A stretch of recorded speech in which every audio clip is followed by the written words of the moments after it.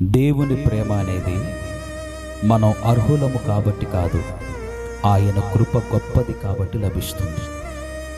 మన కళ్ళల్లో కన్నీళ్లు ఉన్నప్పటికీ దేవుని చేతిలో మన కథ విజయం వైపే సాగుతుంది. యోబు అన్నీ కోల్పోయినా చివరికి రెట్టింపు ఆశీర్వాదం పొందాడు. కన్నీళ్లు తాత్కాలికమే, కానీ దేవుని ప్రణాళిక శాశ్వతమైనది.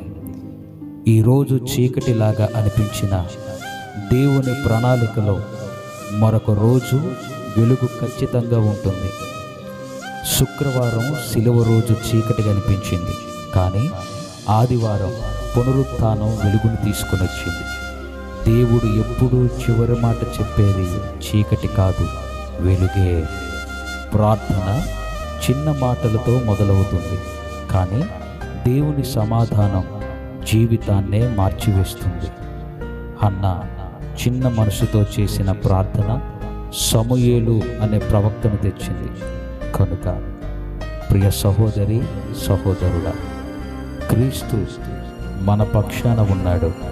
విజయం మనదే.